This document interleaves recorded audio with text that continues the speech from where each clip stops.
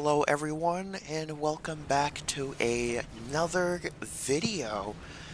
This one has been a long time coming. This will be my first video editing on the PC and also recording the audio and stuff with the PC as well. Let me know how y'all think I did for the first attempt, even though this is quite a big project to start it off with. So I don't know when I'm going to be done editing with this, so I'm not going to give any time frames or anything like that. But this is going to be Destiny 2 Raids Ranked. I know this is going to be on the longer side of videos. Please bear with me. Also, I'm sorry if I sound a little bit off, just because I'm maybe a little bit sick. I'm sorry about that. There's nothing I could really do about it. So, the rules I went for this video. If we're really and truly ranking these rates, and by the way, I already know I'm going to get hate within like the first 3 rankings. I'm going to get so much flack. Just considering all of the raids in their current state in Destiny 2, in their current state. I was not around for Last Wish or Garden of Salvation. I was not playing at the times those came out, so obviously decided it's all of them in their current state. That being said, I will be mentioning my day 1 experiences with Vault of Glass, Vow of the Disciple, and Kingsfall, but they will have no bearing on their respective rankings. And also, few things I did consider. Number 1, from least importance to most importance. Number 1, I considered the look of the armor. Now, fashion is pretty big, is a decent deal, big deal with me, alright? But fashion is not going to make or break a raid for me. Now, another I considered is the raid exotic weapon. Now, for some raids it's more important than others, but with the new crafting system for these newer raids, I feel like the grind isn't necessarily for the exotics anymore, it's for those red border weapons. Which leads me to another thing that I considered, which was the legendary weapons and how good they are. And this aspect really destroyed a lot of the older raids. Something else I considered, probably the most important, is how fun it is. Even if a raid is not particularly super challenging, it can still be a really fun experience. And the challenges isn't necessarily what's as important to me, especially with us having master mode now and basically champions defining difficulty and that problem that's going on right now. But that's where we're going, alright? So please bear with me. Now, on that note, let's finally get into these ranks.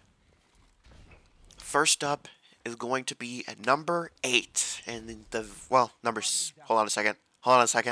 Okay, let's try this again. In the number 6 spot, and the worst raid in Destiny 2 currently, and I think it's in a large majority, is Garden of Salvation. Now I know, a lot of people hate this raid, alright? It makes perfect sense. Sadly, I don't have any footage for it due to I ran into issues with my PS5 version of Destiny 2. It got corrupted during an update or whatever, and I don't have the DLC bought on PC version. I probably won't do it for a while. There's no reason for it. Now, in terms of armor, the armor for Garden does not look great. As you can kind of see, it kind of looks funky from what I've dealt with fashion-wise. Nothing else really matches up with it well due to its kind of aged upness, but also due to it doesn't shape that well. Now, I do not have the title for Garden, keep that in mind. But what Divinity does essentially is when you start hitting the target, because it's a trace rifle, when you start hitting the target, it basically opens up a crit bubble, and you can hit that crit bubble for extra damage. You basically can move a boss's crit spot. And obviously, You're about to see some of the ornaments there, which I will say the white one does look clean. Divinity has some of the cleanest looking ornaments, like, ooh.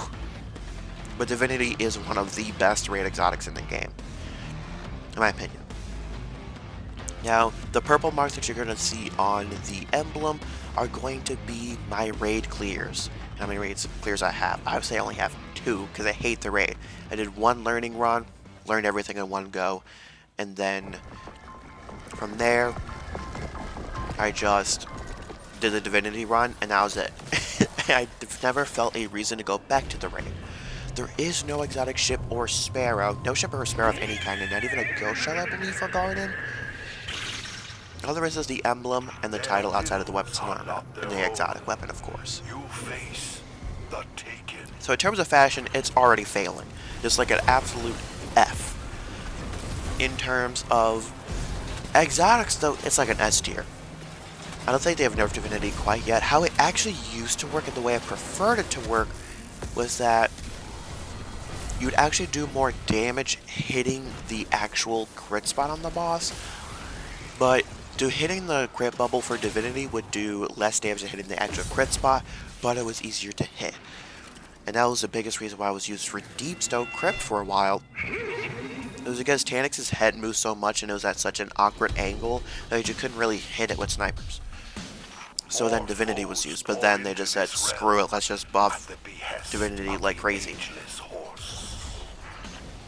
And as far as the actual raid itself, it's not an enjoyable raid. It's essentially Gambit the raid. The tether mechanic was cool, but they tossed so much crap in other than the tether mechanic that by the final fight, like the final boss fight, it's just not there. Well, it's necessary to do, but it's like a background portion. And as far as the music, because obviously I'm a big music buff, alright? I played instruments for a long time. Still do. But the music for Garden is, I actually enjoy it. I think it's pretty fun. And the environments are beautiful. But the actual raid mechanics, the most important part, are terrible. And not only that, the weapons are also, none of them are great. Like, I've never really used any of the weapons outside of the first time I cleared it, but then at the time there were better weapons than what there are in the raid currently. That's something that the older raids suffer, is the weapons just are not that great. Of course, only talking strictly about PvE, will not be talking about any PvP stuff. And fashion-wise, we are only considering the Titan. So I think the Garden of Salvation raid is a terrible raid. Terrible. And I think the next raid is really what we're going to catch some slack for, but I don't know what to say. And also, keep in mind, the expansion that Garden of Salvation came with also was not good either. So, that's also something to keep in mind. And now, for the number 5 spot. Number 5 spot is Last Wish. I think out of all of the raids in Destiny 2 currently, Last Wish is second to Garden as far as being the worst raid in Destiny 2 right now. Now, I know I'm going to catch a bunch of flack for that, but keep in mind we are considering not for the time they came out. That will not be factoring in.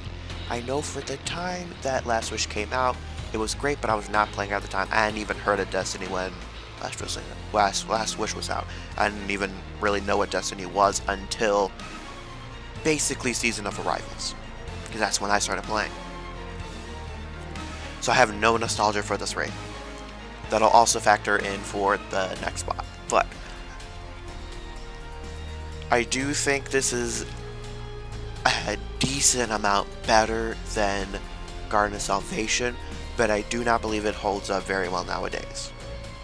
So, onto the armor. As you can see, I'm not a huge fan of the armor set. This actually might be my least favorite raid armor set in general. The title that I have on that purple thing is for the actual DLC, not is for the Dreaming City, not the raid.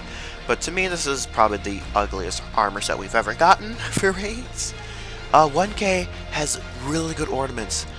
That brown one is the default ornament. Also, basically what it does, it shoots a big beam, bunch of stuff detonates from that beam. That's kind of what it's like.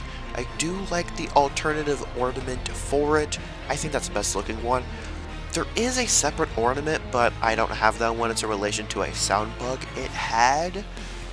And as you can see, I only have like 5 clears in the raid.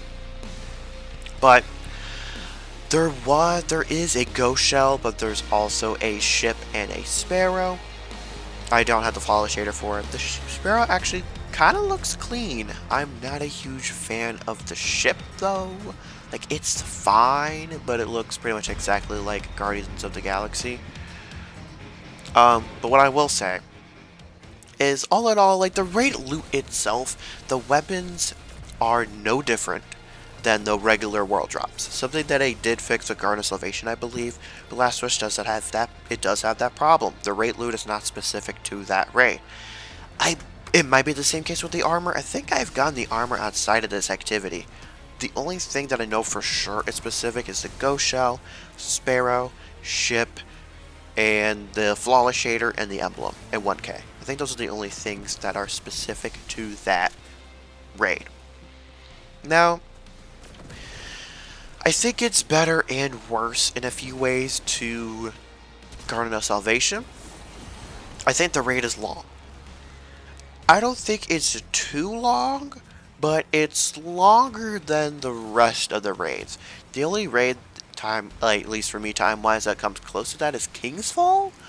But you'll see based on where that raid lands that doesn't really matter to me. Onto each individual encounter, I think. While with Garden of Salvation, it was basically Gambit the raid with the tether mechanic mixed in, but really not meaning much by the end. Because for Garden of Salvation, I thought the first encounter was pretty fun, and I thought the second encounter was alright, but after that it just goes downhill. For Last Wish, it's symbols based. I think the first encounter is solid. It does take some coordination. It's alright. The second encounter is Shirochi. I thought Shirochi is fun, but it's only fun if you're doing the puzzles. I don't think it's that fun to just do ad clearing, even though it is kind of important. Morgeth is my personal favorite encounter.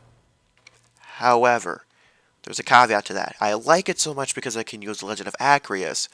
And from my experience, it's only one of 2 raid bosses that I can comfortably use Legend of Acreus. The only other one is Atrax, but because I main Titan, Thunder Crash is such a predominant beast that you don't really need Legend of Acreus. And pretty much all the other raids, you can use it, but not suggested, except for Orgs, which is kind of funny. But for the first encounter, it's alright. First encounter's alright. Second one is fine. Morgeth, no one understands how to do it. Like, every single time I've read this raid, somebody's like, I kind of get how, everybody's like, oh, we kind of get how Morgeth works. Even to this day, I still don't know properly how Morgeth works, but I know how to do it, if that makes sense. It's in that weird spot. Vault is pretty fun. I think it's fun if you do the actual puzzling part itself. Everybody else just ad clears, and that's kind of it. No one else really has to pay attention, except for 3 people.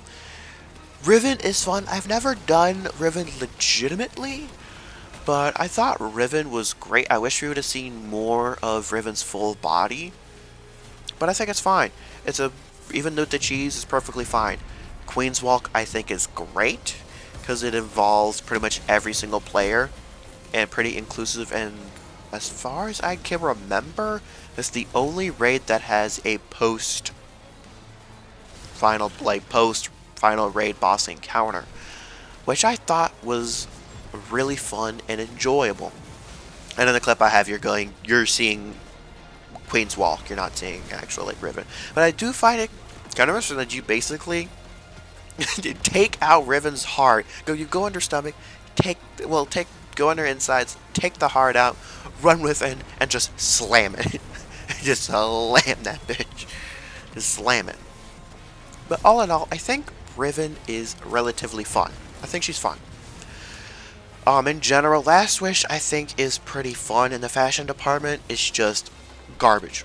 The worst. It's the worst armor set. Even worse than Guard. In the fashion department. In the loot department, terrible. 1K is great, but that's the only thing that's good in that raid. Really, if you want to run the raid, do it for the experience. Unlike Garden of Salvation, with Garden of Salvation, I haven't ran it more than twice. I just ran it once to learn it, a second time to do a Divinity run, and I never wanted to touch it since. With Last Wish, every once in a while, I get the urge, and I'm just like, huh, I kind of want to run this raid. I will say this raid might be the most difficult to carry people through, due to the amount of symbols you gotta know. I don't think it's the hardest raid to carry people through, but it's among the more challenging raids. Garden, in my opinion, is one of the most, well, Garden is kind of in that same boat as far as everybody hates the raid, alright? Everybody hates it. But I know a lot of people are going to be disappointed by my choice as far as Last Wish being the 5th worst raid in Destiny 2. Well, the 2nd worst raid in Destiny 2 right now. Now, for a number 4 spot. Number 4 spot is Vault of Glass. Now, I know. Vault of Glass, from what I can remember, most people's lists are going to consist of, like, Vault of Glass being in the middle, which that's where I think it should be. Most people have Last Wish at the top and then push Vault of Glass a little bit down, but no. I think Vault of Glass is better than Last Wish. And, first, let's just talk about the armor. Now, the armor for Vault of Glass is, personally, I think it's one of the better looking armor sets from the Destiny raids. I would have rather had the Age of Triumph set, but this set is alright. The helmet, I think, fits well with a lot of the other mechy theme sets, and the chest fits great, and the mark is fantastic. Mark is one of my favorite marks in Destiny 2. And as you can see, I've ran Vault of Glass 54 times. I did not get Vex Mythic Glass until my 42nd run. And Vex is interesting because once you fire it, you build up charges as you kill enemies. Yellow bars count for more, and then it turns into a linear fusion rifle. It's really good with a Titan exotic called Path of the Burning Steps, if I want to make a build of it eventually. And I think I actually might have posted one a long time ago. Check it out, but it's really good. I do not have the raid title for it because I hated this raid when it came out. I absolutely hated this raid, but I've come around to it. As time's gone on, I've come around to it.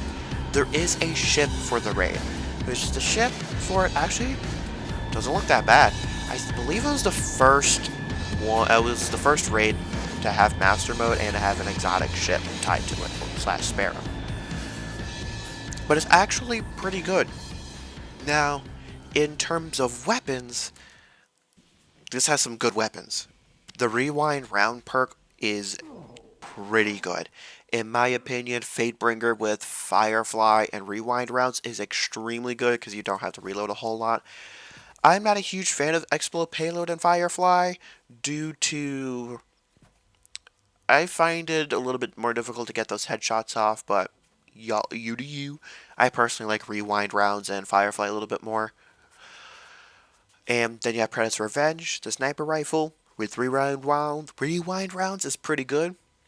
Corrective measure, I've heard from I think it's Corrective Obligation? Yes, Corrective Obligation, I think it's the machine gun. Right.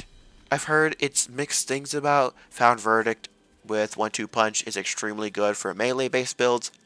I don't do melee-based builds, so not for me.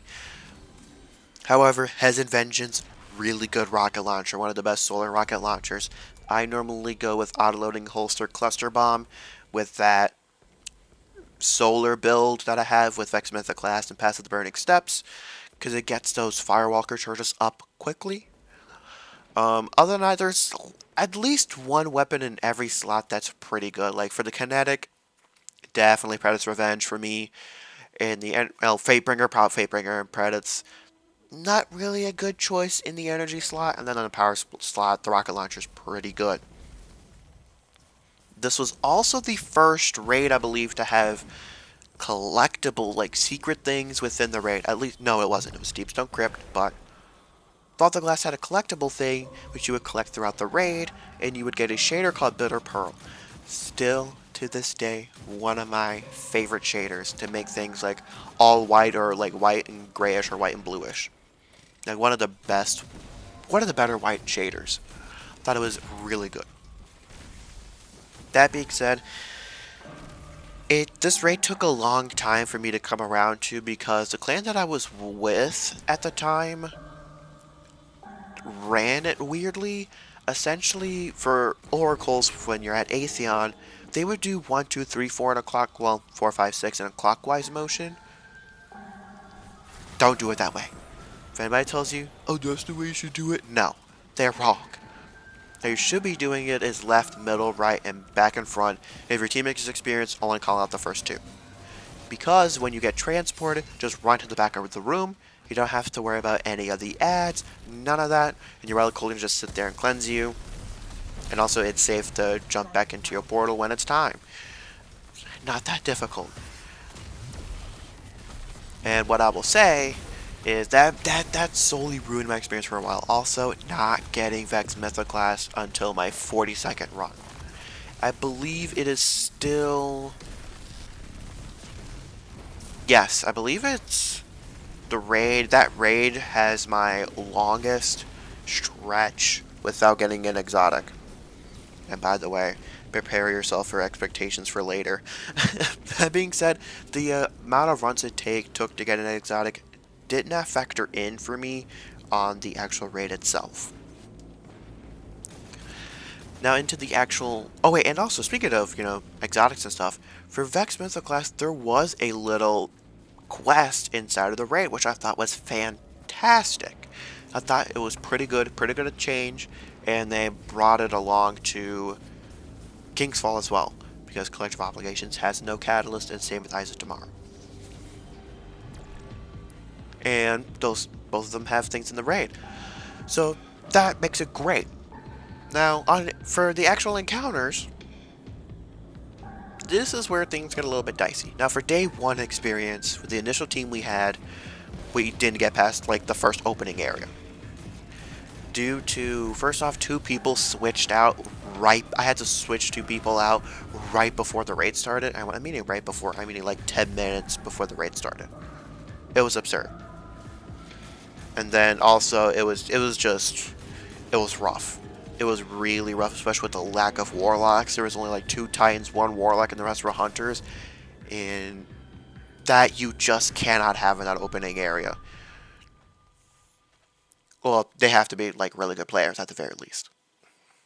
And then with the random LFG team, I got all the way up to Templar. And then eventually people had to dip or whatever, so I joined a team, and they said they were at Atheon. I didn't know Atheon was the final boss at the time. I didn't know what boss, what we were fighting at. Now I know it's Templar, but at the time I didn't know. So I hopped into there. Well, find out we're at the final boss. I actually picked up the mechanics very well, and no one knew that I didn't know what was going on. No one knew. I just kind of guessed, and everything was fine. And then eventually I picked up and learned how to do it, and then their only issue is, 1, we kind of ran out of time, and then 2, we couldn't get the damage, and damage was the biggest struggle. And also, because this was also my longest day 1 raid attempt at 23 hours. It was like 22 or 23 hours. So, that was interesting. And of course, just a reminder, day 1 experiences are not going to influence where these raids are placed. Otherwise, Vault of Glass would definitely be below Last Wish. Now, in terms of the actual encounters, the opening area is perfectly fine. I do think the right side is it's quite a bit harder than the rest. Because on the right side, and pretty much only on the right side, all of the, I think they're called Cyclops. All the Cyclops things can shoot at you and will shoot at you if the other 2 sides do not kill theirs immediately. it's screwy. But from there, the reason why this raid isn't higher is due to the next section, which, and obviously we're not going to really talk about secret chests, but after that parkour section, the next 3 encounters take place in the same goddamn area, which I am not a huge fan of raid encounters happening in the same place more than 2 times. If it happens for a 3rd time, that's a big fat no for me. And then Confluxes was fine. The Overload Minotaur was okay. The Wyverns kind of screwed you over a bit, but because I was on Titan, Thunder Crash go brr. So, that was fine. It was relatively fine. Oracles was also fine. We actually cheesed it a little bit on day 1 as far as we found a bunch of hidey holes and then kind of just did the encounter from there. So the Hobgoblin's going to kill us or anything. But the raid is pretty okay experiences, like the Templar. Don't bother doing the Oracles if you have enough damage. Pretty easy. I did enjoy the Gorgon's Labyrinth, the Chad route, where I just kind of hug the wall. But I also really did enjoy the Gatekeeper encounter. I thought that personally was one of my favorite encounters from Vault of Glass, but you just gotta run. And even if you're not running, you're kind of just acting, there's still something to do. You have to manage the Gatekeepers and the Champions, which I thought was a nice addition to keep everyone busy, so you can't just have like 2 Aclears or whatever. And then Atheon was fine. Atheon was relatively fine. I think the encounters in general, if you kind of equal them out, I think they're about equal to Last Wish. I will say, in terms of ease of teaching, this is the easiest free-to-play raid. Well, the easier out of the 2 free-to-play raids, which is King's Fall and Vault of Glass. I think it's the easiest one to teach. I do not think it's the easiest raid to... Well, actually, no. You know what? I'm going to be bold. I'm going to say it. Vault of Glass is the easiest raid to carry through. Yeah, as long as you have champion mods, it's probably the easiest raid to carry through. There is one raid that I think is close, but we'll get there when we get there. In terms of visuals, it's fine. Like, it's just in the middle of the road. And music is also middle of the road. I don't really remember much of it. I don't remember much of it, so yeah. I think it's relatively fine. I think the way it edges out Last Wish is in the loot and the armor. The armor does look good. The Mark is one of my favorites in Destiny 2 in general. The helmet is also really good for mech type things. And the loot, just Fatebringer, it still has the most kills out of any weapon in general. Fatebringer still has the highest, and I stopped using it after Witch Queen. Like in the middle of Witch Queen, I stopped using it. So that tells you how long it's taken to catch up, because the weapon replaced it for me. But man, that raid is pretty good now. I think it's the best raid to start with.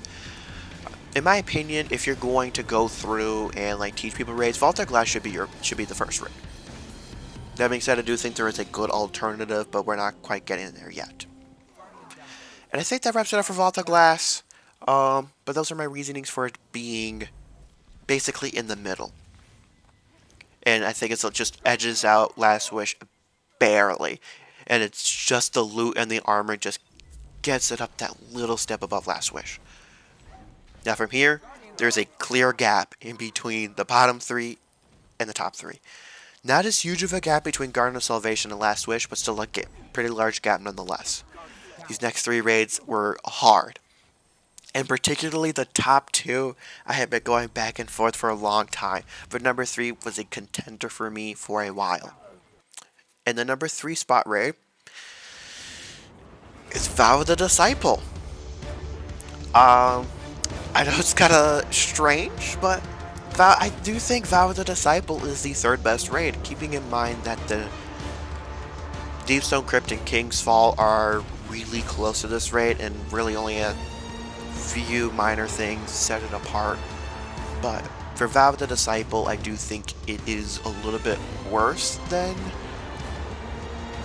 Kingsfall and Deep Soul Crypt, but, I do think it is much better than Garden, Last Wish, and Vault of Glass. I do think it is better. That being said, but first, obviously, we're going to get into the fashion. And on to the fashion, this is probably one of my personal favorite armor sets to come out of raids. I believe it's the first set that actually moves, which is really nice. It does shader relatively well. Some shaders is a little wonky, but in other aspects, this is probably one of my favorite armor sets, which I was a little bit worried about when I saw some pre-images of the raid. Armor, I do have Disciple Slayer, so I have that title, and then I have 29 clears. Collective Obligation, the worst exotic weapon. The worst exotic raid weapon. Essentially what it does is it takes whatever Void debuff or anything like that you've applied to an enemy, and you can reapply it to other enemies essentially. So steals it, then applies it to other things. The ornament's fine, the gun itself is clean, but the perk is terrible. And you're about to see my two most used weapons from this raid.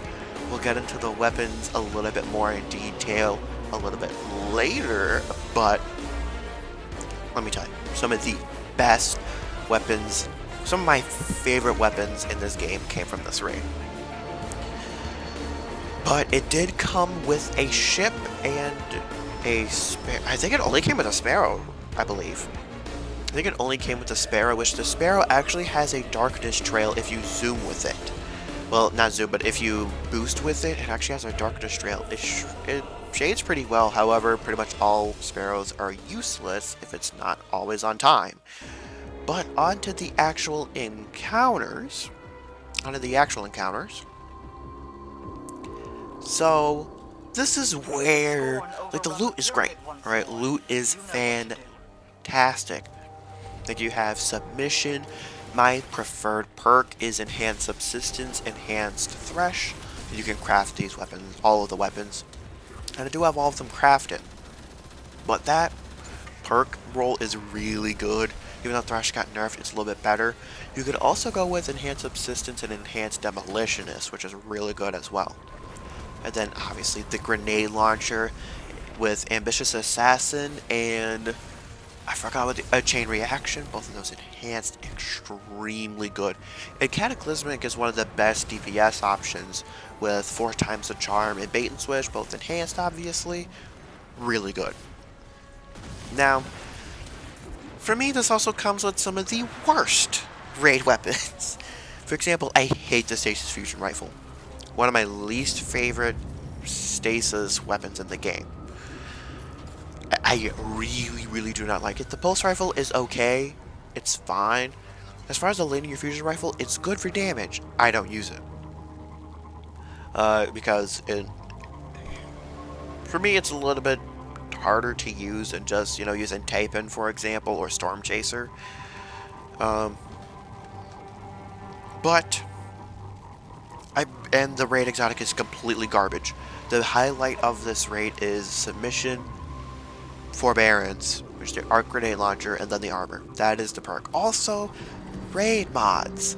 This is the second iteration. Last Wish had raid mod. Actually, every raid in Destiny 2 has raid mods.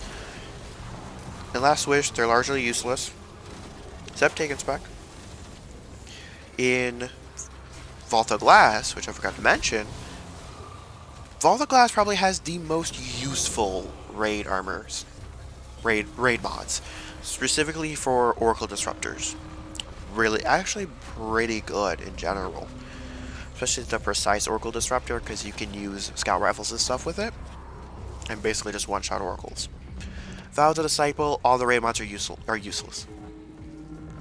Pretty much entirely useless, from what I remember. The Raid Exotic actually took me 3 tries. So, hey, your boy got it. I got it on my 3rd attempt and my 13th attempt. As far as day 1, only got up to Caretaker. In terms of day 1 experience, this might be one of the worst. I actually had only one good day 1 experience so far, and even then it was a little rough.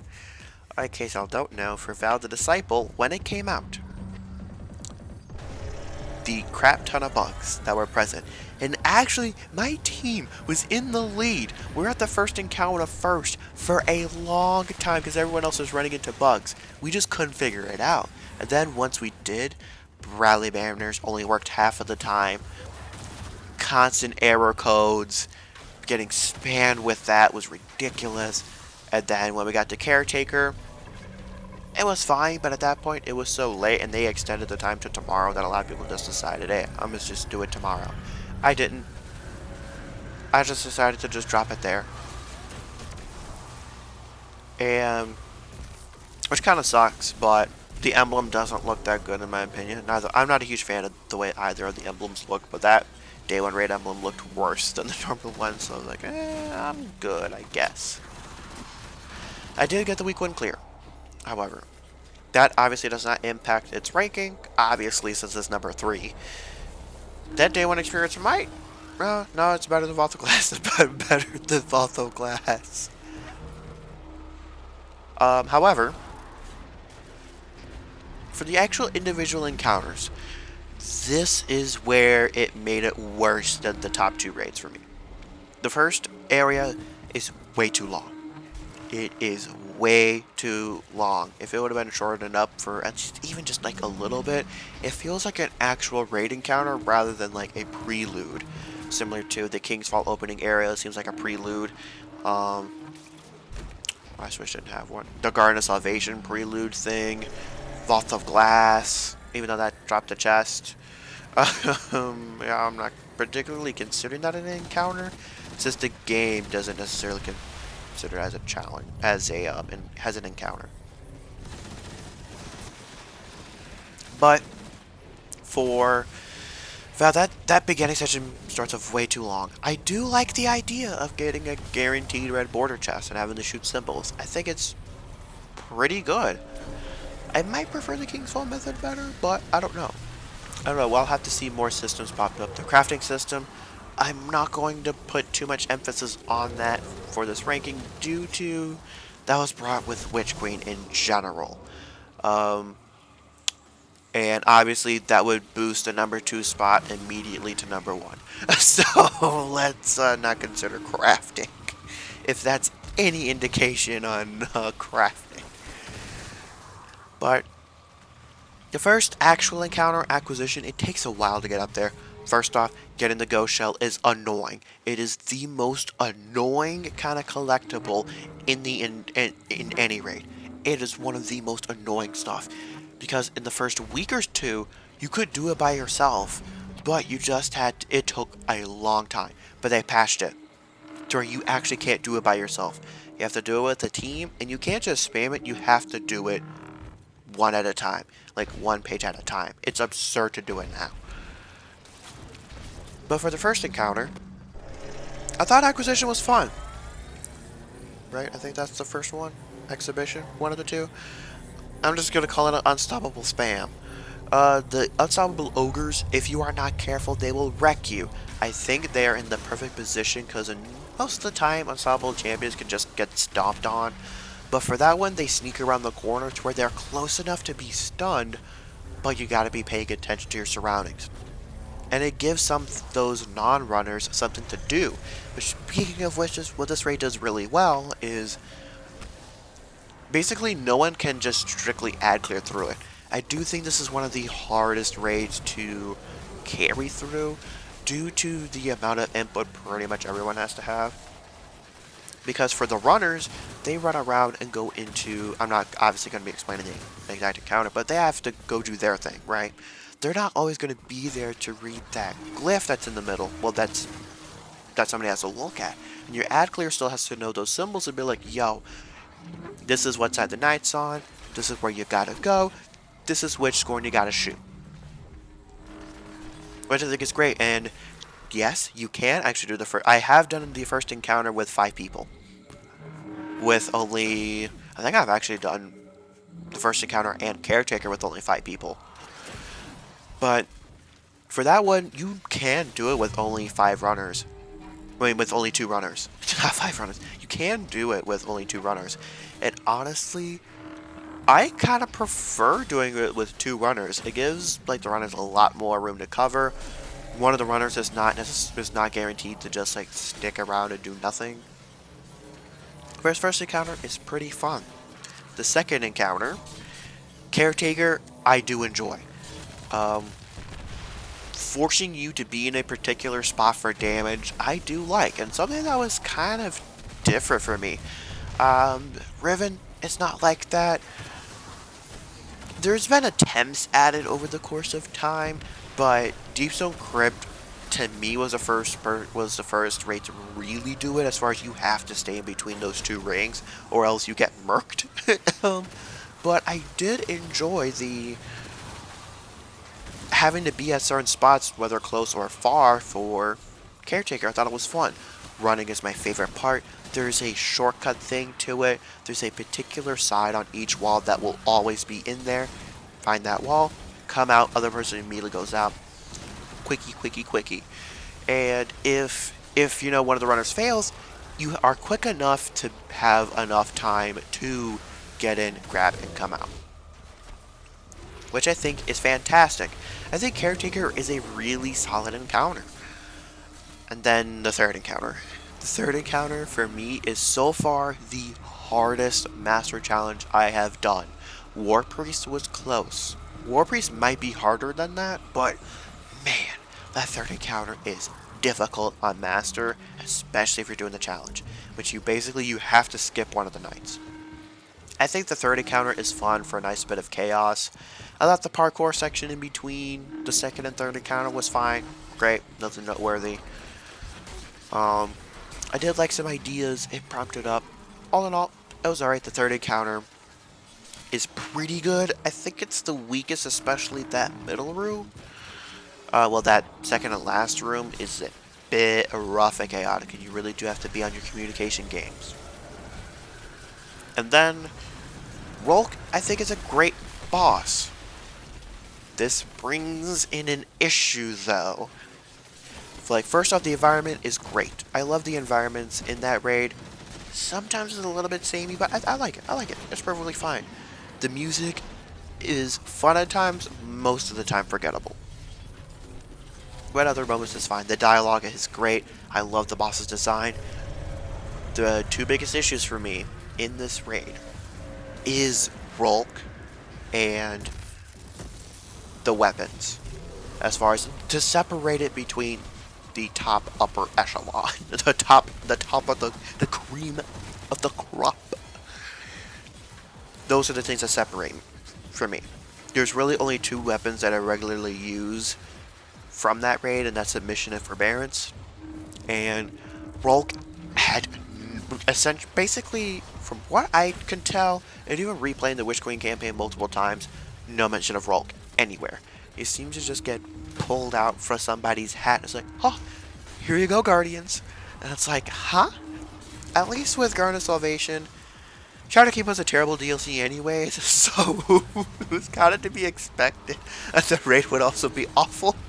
And then, to me, Riven is probably one of the best setup bosses besides my number one spot. But it has some setup. Vault of Glass makes sense. But also, it's a reprise raid, so the final boss doesn't necessarily need to fit into the story. That being said, the season it came out, Season of the Splicer, still probably one of my favorite seasons that I've played through. But it essentially, it fit with the theme because it was a Vex theme season. For Witch Queen, there was no build up to Rhulk, and it was probably one of the most disappointing raid bosses I have ever done. As far as in terms of relation to the story. It just fell out of place. But Rhulk itself is a fun encounter. But that, will be... That's pretty much it for Vow of the Disciple. The things that are better than Vault of Glass and the rest of the raids is the encounters are still pretty fun, but the loot is so much better than all the previous raids. And also, we kind of got, like... We killed Savathun again, so...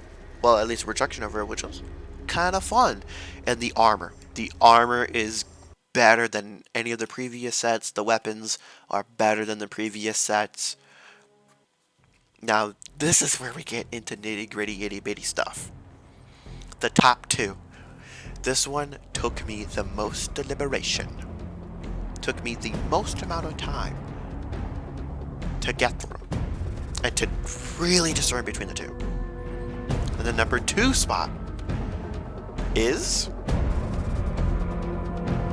Deepstone Crypt.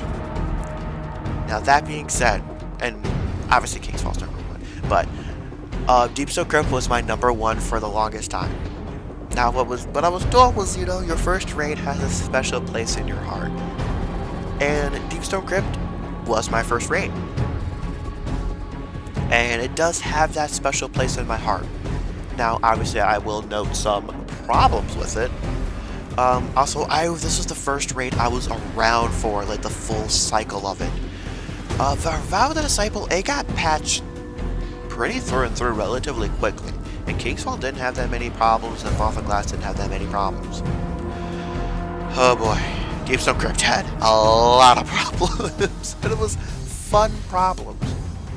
Now, but before we get into that stuff, and obviously me gushing about this raid, we're gonna get into the armor and that sort of stuff. Now, for me, the armor is probably also, for whatever reason, I couldn't find the helmet, but my stupid dummy self realized later that I actually had the helmet on, so I can't find the ornament for it. Dummy. But this armor is probably one of my least favorite sets of armor, but it's great for its theme, which is Echo. Well, Exo. Because this raid is very heavily Exo themed. And I believe this raid I actually have a decent amount of. But the Ghost Shell, as you can see here, I really haven't taken this Ghost Shell off since I started the raid. Like, I take it off very, very rarely. And Descendant is the raid title. It was my first raid title. The raid exotic has a bunch of ornaments, but essentially you can target 6 different enemies and you shoot a volley up, and that volley splits down and targets those individual things. Broken and Gambit before Gjallarhorn was being hardcore slept on. Now it's a useless raid exotic. But as you see, I have the Descendant title. This was my first raid title, and I have 53 clears. Vault of Glass has my most clears at 54. Deepstone Crypt is close with 53 clears. That clear number is going to get hyped up dramatically. The Ghost Shell was the only collectible thing to come with Deepstone Crypt. It had no ship or spare, but that's fine. It also has no master mode. Bungie, please make a harder difficulty that's not just champions. I'd rather it stay like that, the way it is, but no champions. Well, besides the occasional overloads that are in the first encounter. Now, take a trip with me down a memory lane, but before that, Deepstone Crypt weapons are getting crafted. Gear could be craftable. Like I said, this might make it pop up to number 1 spot. If we considered crafting, this would pop it up due to the weapons. And the weapons. Oh my goodness. But we'll get there. We'll get there in a second. Take a trip with me down memory lane, Beyond Light. I started playing in Season of Arrivals, like a month or 2 prior to Beyond Light. And I actually got Sleeper Simulant and Whisper of the Worm legitimately. Like, I did the Whisper of the Worm mission. Opera Perfected, I couldn't get to it in time. And for Sleeper Simulant, I couldn't get the Catalyst in time. Same with Whisper of the Worm, I just didn't have enough time to get those Catalysts. But those 2 weapons I did get legitimately before, things happened. I also got Risk Runner before they basically made it a freebie, essentially. Unless it's always been a freebie. I don't know. Let me know in the comments below. But once Beyond Light came out, I thought it was great. Beyond Light is personally not my favorite expansion. As far as expansions go, Witch Queen at its core is better than Beyond Light, but the stuff that happened after you do the campaign and after the initial launch is better.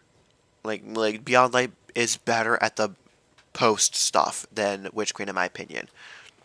I'm not gonna talk about seasons, but if y'all wanted me to see me rank seasons, just let me know in the comments. But for this raid, man, I didn't get to it for the longest time. I didn't start playing it until like sometime in the January, February. So I didn't start doing the raid until like I want to say 2 or 3 months after it came out. Now, I was in a different clan at this point in time. Like, I've been in so many clans, it's ridiculous. But I was in a different clan at the time, and my name at the time was Copious Frost. I had some, like, default PlayStation name, alright? And at the time, like, a few of us had wanted to do Deepstone Crypt. However, the clan that I was in was a PvP clan, not really a raid clan, which is really what I need, but to this day I haven't found a good raid clan. And after a while, we ended up, getting together, and then we got in a voice chat thing or whatever. It was like me, our names at the time were much different than what they are now. It was me, Copious Frost, then there was T-Cov, and then it was Mexican. His name was like the Mexican or whatever. Like 3 of us were PlayStation. Actually, 4 of us were. Nah, was this before? This was before crossplay, so I think all of us were on PlayStation. But basically, all of us, there was 5 of us, and then we got one guy in named Sneaky. Shout out to him wherever he's at. I don't know if he, will ever see this or whatever, but he helped carry me. He helped carry us through our first raid. Because all of us had never done Deepstone Crypt before besides him. Only one or two other people had ever done a raid before. So 3 of us had never done a raid before. It had no raid experience at all. But it was fun. We got through it over the course of 2 days.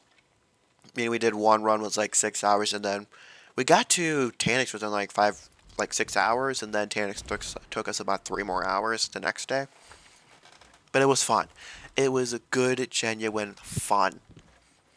And T-Cov changed his name, alright? Like, only once. Mexican changed his name a certain amount of times. I still call him Mexican because that's what I'm used to. I changed my name from Copious to Hot Sauce Man. And then, at least on PlayStation, and then my name in Destiny now is Spicy Yoshi. Which, the only light bit of reference I'll give for you for that, because I kind of I have an idea for a video later on, but I do voice impressions. And there was a whole Sexy Yoshi thing or whatever.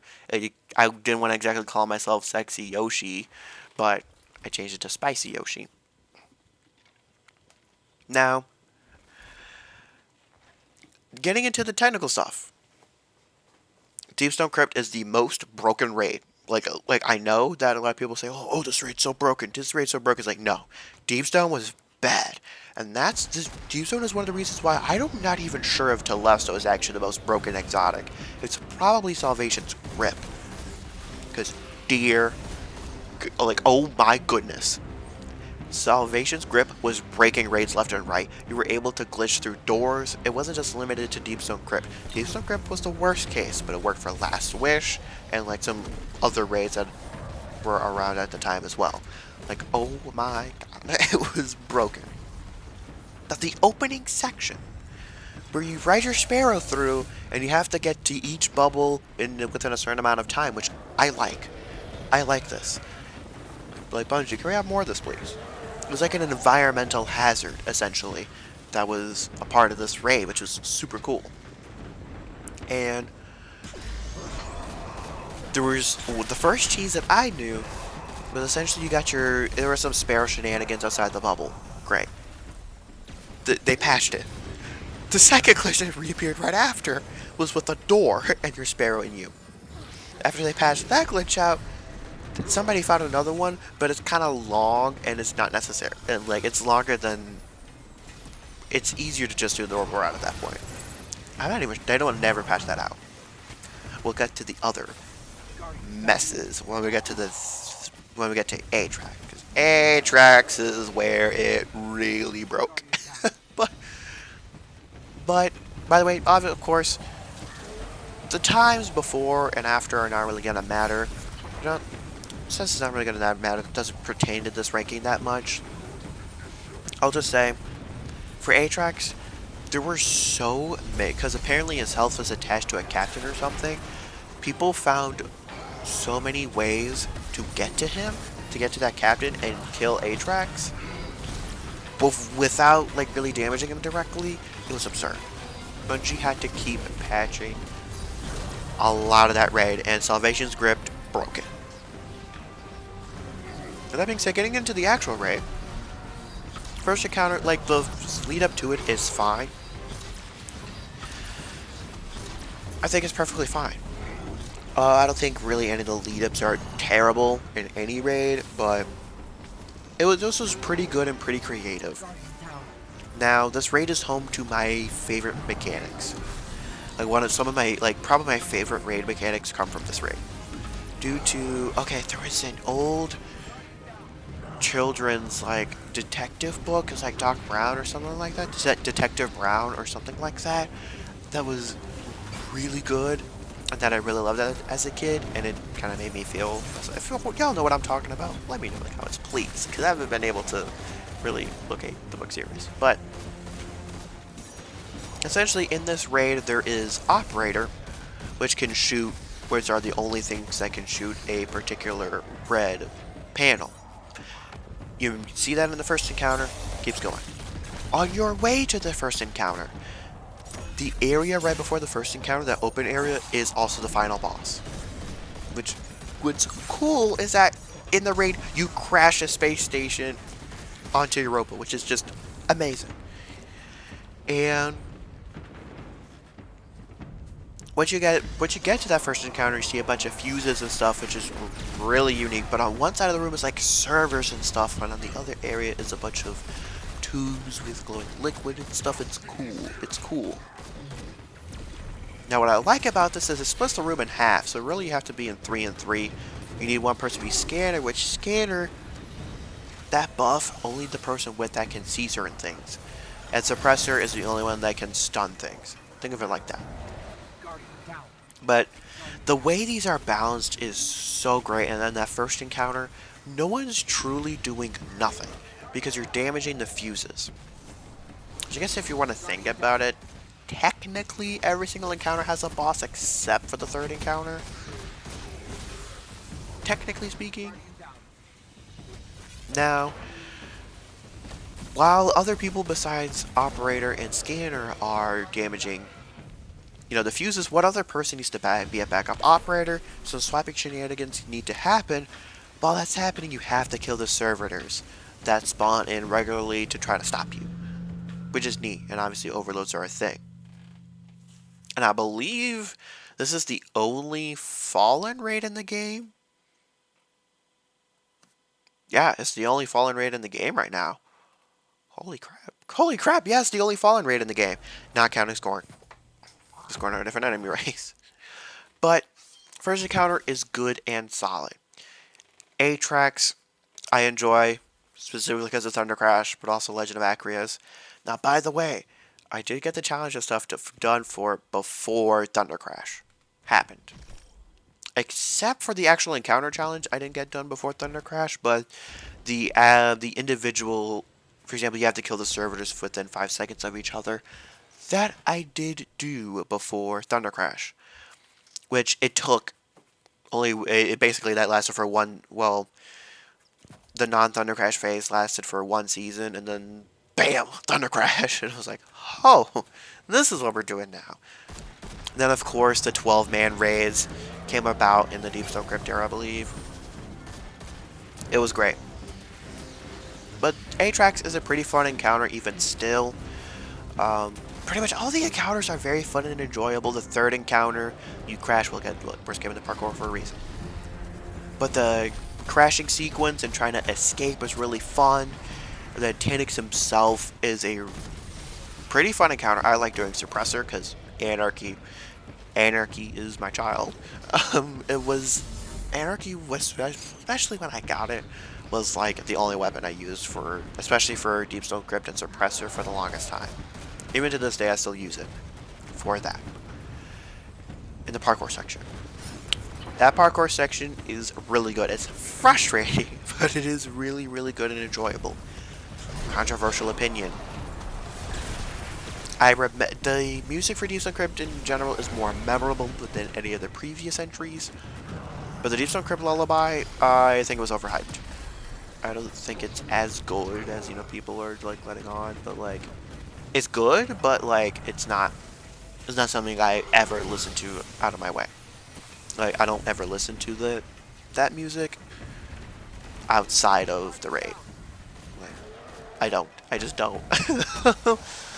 To be fair, that's it. That I would be saying that's the case for all raid music except for the #1 spot. But in terms of weapons, oh my god, Trustee was a great scout rifle. Succession, great sniper rifle. I don't use Commemoration, but what I heard from a good friend of mine, Commemoration is really good. Bequest is one of the worst swords in the game. I like it aesthetically. That's it. Posterity was a good hand cannon when it came out, but at this point, there's so many hand cannons in the game right now that it's kind of fallen off the wayside. And then Heritage. Like, Heritage with Reconstruction, Recombination. Oof. Oof. One of the best, if not the best, shotgun in the game. I even used it in Day 1 Kingsfall, and it was like 2-tapping the Knights. Especially with like, it was like 1 or 2 tap. I'd think it was 2-tapping though. With the getting your precision shot. Such a good shotgun. Love the shotgun. Has one of the perks in the game. With dual loader, but Reconstruction, Recombination, way to go until obviously you get crafted. The exotic, however, the exotic, I got on my 30-second run. Yeah, so it took me a long time to get that exotic only to find it out. It's only useful for Gambit, which it is really good for Gambit.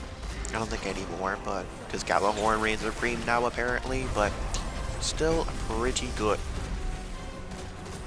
That being said, it's even aesthetically, it's beautiful. I love Deep Stone Crypt. Still one of my favorite raids. I think the amount of weapons that are good edges out Vow the Disciple, and I enjoyed the individual encounters more than Vow the Disciple. I think the armor in Vow is better though. But for the #1 spot, I don't know if y'all saw it coming when this raid came out. I knew this might be the raid to topple Deep Stone Crypt. And it did. And that raid is Kingsfall. Now, this raid is kind of special. It's a special something. Before I get too deep into it though, I can start by talking about like a little bit of the memories and stuff. This race was a little bit different. For my team, we took 16 hours to get past totems. I wish I was joking, but I am dead serious. Couple of issues were, one, swapping out players in the middle of it. That's kind of one of the worst things, is having, especially we didn't know that the player that was being subbed in for temporarily was new, so we couldn't get any progress. Because I'm gonna be blunt. For Day 1 raid experiences, they cannot be a new player. I'm sorry, but that is like, it just simply does not work. Then we were stuck on it for a while. And surprisingly enough, it was the left side of totems, which is the easier side, that was having the most problems. Right side was doing fine. Keep in mind, I think our team was 4 Titans. 1 Warlock and 1 Hunter. Like, and 3 Titans were on the left side. Like, you have objects like Lordly Splendor, Crest of Alpha Loopy, you have like Overshield and stuff. Like, how? And on the right side, it was me, a Hunter, and the Warlock. And there was just no way that I could switch out the Warlock. It just simply would not work due to, if you've been on right side, that side is difficult. Especially like on Day 1 and the Knights would just stroll up to you. My little witches was actually working pretty well. This was Lordly Splendor, Heritage, Vex Mythoclast, and Hothead actually, because Hothead was also doing some good damage to the Knights. But I just couldn't switch anybody around, because at least the Hunter and the Warlock have to be together due to the Hunter is very squishy. And I wasn't running like Bubble or anything because Lordly Thunder was still strong. But it was alright. And then War Priest, looking back on it now, War Priest was a DPS check. We probably would not have gotten that, honestly. I did complete it the day before. And actually, my raid ring should be arriving. Yeah, it should be arriving. I believe it. They said December. Which is fantastic. Hopefully I'll have it before Christmas, because, man, I wanted that raid ring, and I got it. That being said, as far as bugs and stuff, there were no major bugs that I am aware of, but on that note, let's get... Oh, wait. There kind of was one, but we'll get to that encounter when we get to that encounter. There's actually 2 big ones, but we'll get to there when we get to those encounters. But on that note, let's talk about the armor. Now, this armor is honestly, to me, pretty middle of the road. I would have much rather have the Age of Triumph armor, but I think it's fine that we got what we got. I think it does look pretty good. I think it fits generally with with some different other armors. It does too. For Titan though, it's kind of lackluster for me. But it does have an exotic ship and Sparrow. As you can see, I've done it 32 times.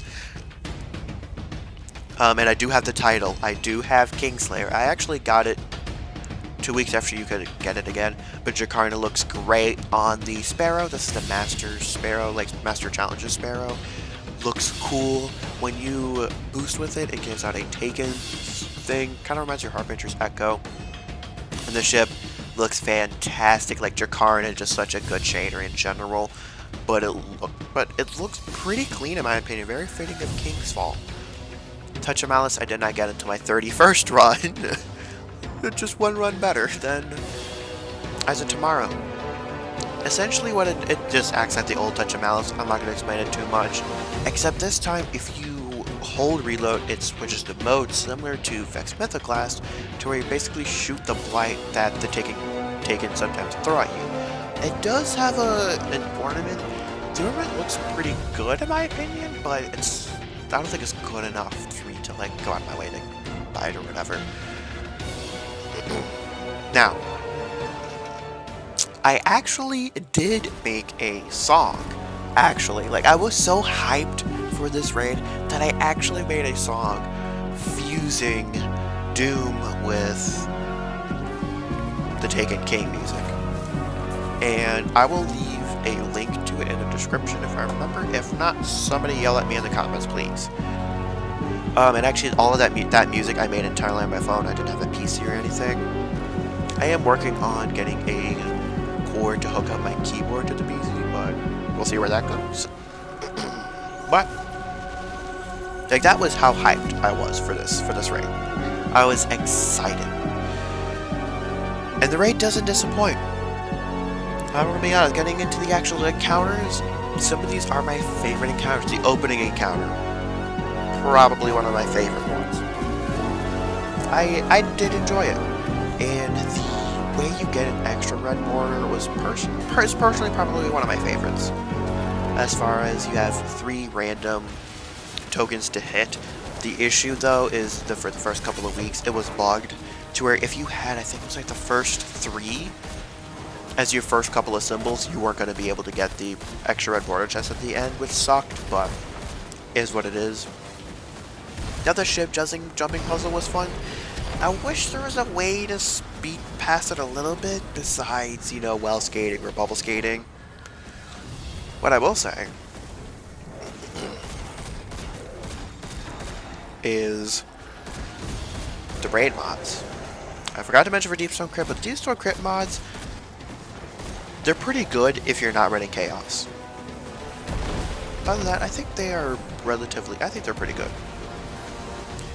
For King's Fall, the ones for your weapons and stuff, for the like the Taken related ones, aren't really useful for bosses, but they're pretty useful for like general ad clear. But the specific ones, like if you're holding the brand, you get extra resilience ability and that sort of stuff. Those are actually those are actually relatively helpful in Master Mode as well. I will not get into too many details of Master Mode, since Master Mode doesn't really affect my ratings for these. But it was a little easy, except for Warface. Warface was a pain. But Kingsfall is home to some of my favorite raid individual encounter challenges. Not the chest, not the extra chest encounters, but the challenges that you can do periodically. Totems is fun. It's much easier on the second, unlike when you're not on contest, but I think it's pretty fun. The unstoppable champions are a little bit wonky for me because you have to wait until they are fully out in order to stun them, which is a little, and the way they spawn in Master Mode is awful as well, but it's fine. War Priest. War Priest is relatively fun. I think he's, in my personal opinion, he's a slightly too tanky for my liking, but relatively good encounter.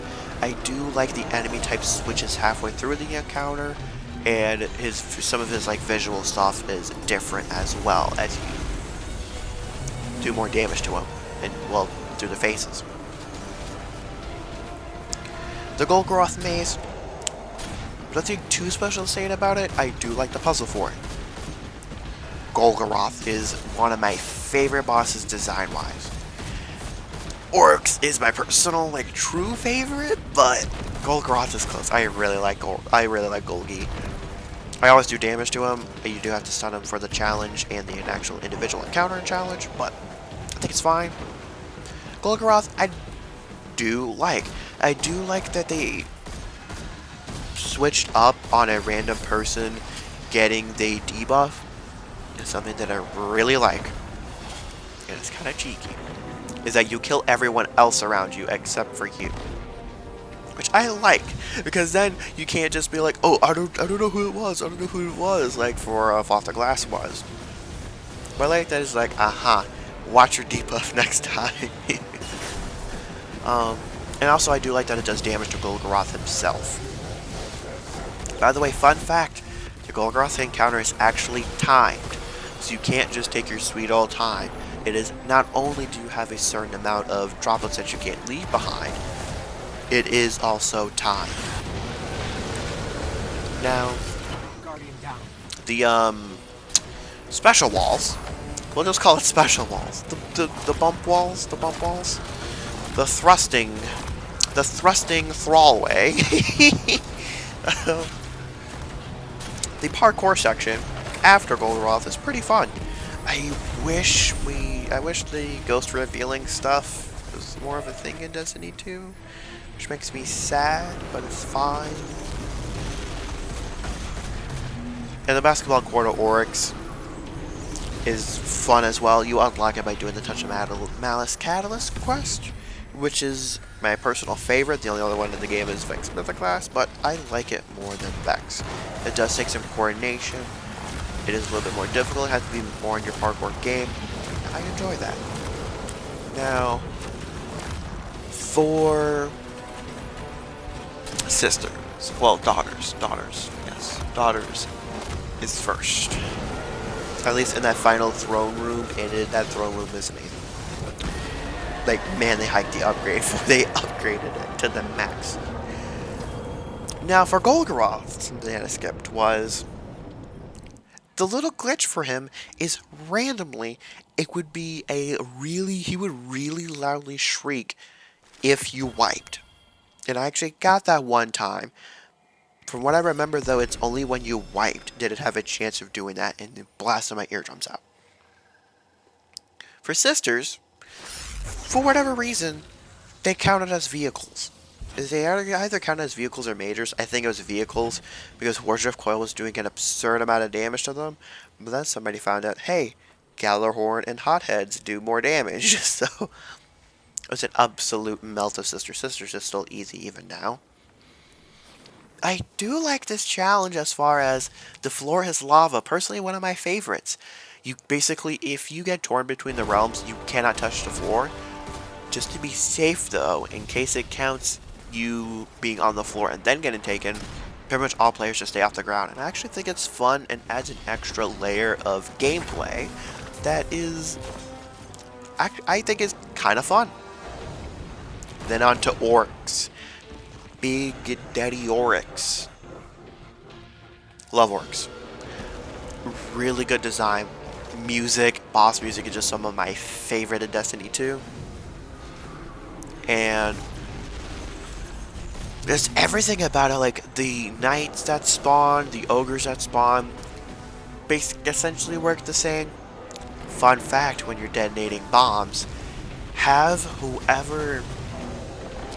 the fifth player that isn't doing anything and that would normally stand in the immunity shield, have them actually go in a bubble, because that orb thing will count them as another spawn, like bomb detonation. So instead of having 4 bombs, the game counts it as having detonating 5 bombs and extends Oryx's detonation even longer. Fun fact about Oryx: you can actually one-phase them with only 5 Acriuses and a tractor cannon, like no bubble or well, I don't think, to shoot his hands, and it one-phases him. Obviously gotta have the catalyst, but yeah, it's a little broken. And then Oryx's final stand is great.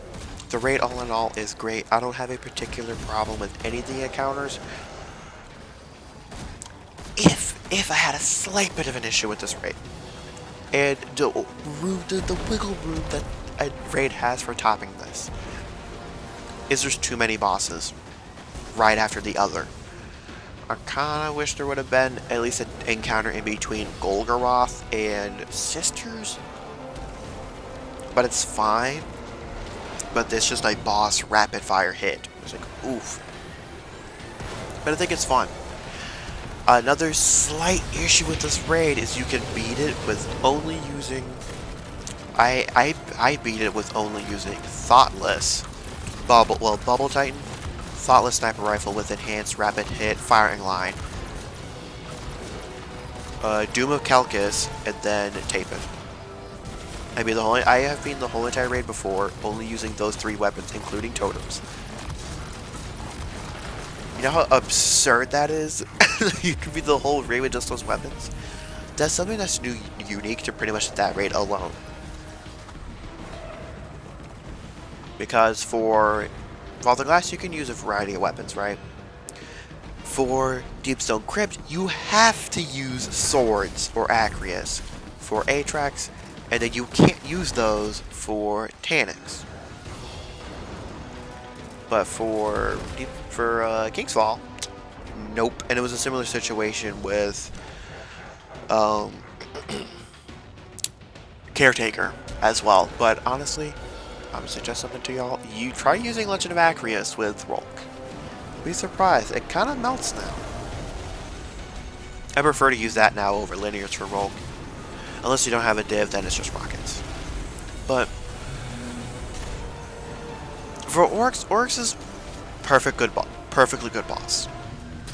And I think he fits his DLC well with the Taken King. I have actually played through all the story stuff in D1 myself, because I have it on PlayStation. That being said, I haven't done any of the D1 raids, but I have at least completed all the story for it. Also, Taniks was a slight throw-in for Deepstone Crypt, but at least he was somewhat into that. You can find hints of him, unlike Rolk, who is just like, here you go, you work this stuff. Woo. But for Kingsfall and the weapons, Touch of Malice is good. It has a similar problem, I think, to D1 Touch of Malice, as far as it's good for that raid and that raid kind of only. You can use it outside of the raid, but it's most useful in that raid. But the difference from then to now is that we have such a variety of options now that Touch of Malice doesn't really have a place, so you're better off using Sniper in Linear unless you are unless you're like in Master Mode or something like that. Now what I will say in terms of weapons, I do think for right now it is stronger than Deepstone Crypt. I'm not sure if that will hold up much longer though. Like Doom of Kelkis, do not get the role of Firefly and Dragonfly. Just don't. Just don't. Get the explosive payload and Dragonfly. Just trust me, that roll is better. Then you also have the solar hand cannon, which has explosive payload and incandescent. Extremely good. The sniper and pulse are both disappointing. The fusion rifle is also pretty good with reservoir burst. As far as I remember, that's the only other fusion rifle that can get it besides what was that one seasonal one? Null Composure. And then the machine gun is actually not that bad. I kind of like it with like with like a stasis build with unrelenting and headstone. I think it's actually pretty good. But just a quick recap. Raids ranked from the worst to the best. Guardians the worst, then Last Wish, then Vault of Glass. Then the top 3 are Vow of the Disciple, Deepstone Crypt, and the best raid in Destiny 2 currently is King's Fall. And if y'all have any problems with what I've said, obviously keep in mind these are the raids in their current states. If y'all have any disagreements, let me know in the comments. I know a lot of y'all probably have a lot of problems with Last Wish being solo, but this is obviously not considering the times where these raids released. Otherwise, this list, really only the top 3 would be different. Last Wish is still in the bottom because I was not around for that time. And I hated Vault of Glass when it came out. Like, that was my least favorite raid for a long time. But on that note, I'm wrapping up this video here. I know this is a longer one. Thanks for sticking around to the end. Couple of side notes. Just some quick announcements. I don't know yet, but I might be streaming the start of the new season. The last season before Lightfall. I will be live streaming Lightfall when it releases. And I will probably be making individual videos on the individual missions. And then obviously I will be live streaming the raid. I haven't decided YouTube or Twitch. I haven't decided yet. Let me know which one y'all would prefer. Also, I'm still going to continue to be posting God of War Ragnarok until we wrap that game up. And last but 2 last things, outside of Destiny 2 and that stuff, Bloodborne. If y'all want to see a playthrough of that, let me know in the comments below. I've beaten it twice now.